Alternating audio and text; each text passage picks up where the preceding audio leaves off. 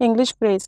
आज इस वीडियो में हम 2 इंग्लिश फ्रेज़ देखेंगे जो कि हम अपनी कन्वर्सेशन में बहुत यूज़ करते हैं और इंग्लिश फ्रेज़ यूज़ कर हम बहुत सारे सेंटेंसेस बना सकते हैं। तो शुरू करते हैं। नंबर 1 फ्रेज़ है to sell somebody out. To sell somebody out means होता है किसी को धोखा देना। यानी यहाँ हम ये जो बेचने का वर्ड है सेल, यहाँ हम ये बेचने के लिए यूज़ नहीं कर रहे हैं, बल्कि आप इसे यूज़ करेंगे तो इसका मतलब होगा कि किसी को धोखा देना। अगर आप प्रेज़ेंट में यूज़ करेंगे तो सेल यूज़ करेंगे, अगर पास्ट में यूज़ करेंगे तो सोल्ड यूज़ करेंगे, कंटीन्यूअस में तो सेलिंग हो जाएगा, फ्यूचर में यूज़ करेंगे तो विल सेल हो जाएगा और समबडी की जगह पे उस बंदे का नाम आ जाएगा जिसके बारे में बात होगी। कुछ एग्ज़ाम्पल्स देखते हैं। Can I trust him?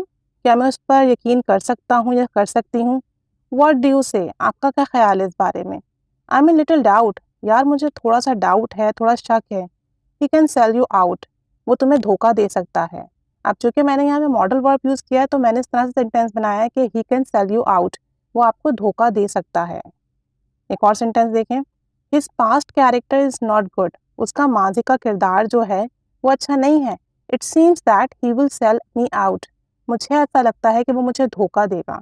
यानी उसका जो पास्ट कैरेक्टर है या पास्ट में जो उसने किया है उसके बिहाफ पर मुझे ऐसा लगता है, इट सीम्स मुझे ऐसा लगता है that he will sell me out.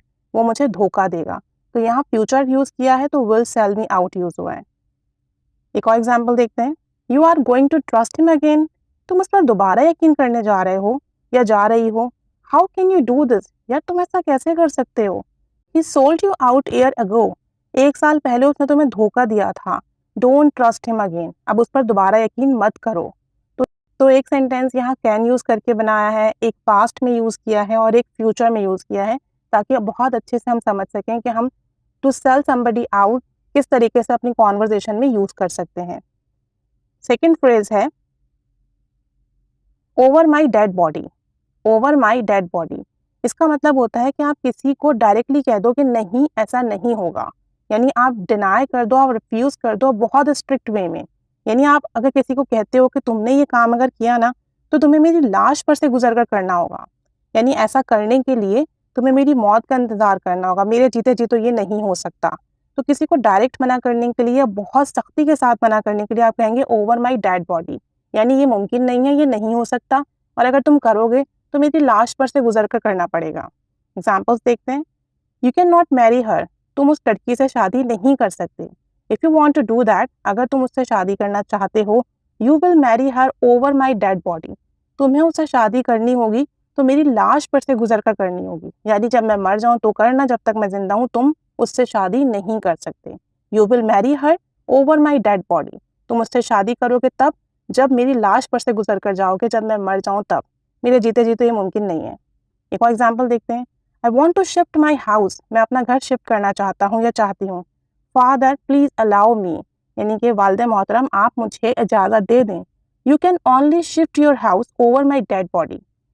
तुम मेरी लाश पर से गुजर कर ही घर शिफ्ट कर सकते हो।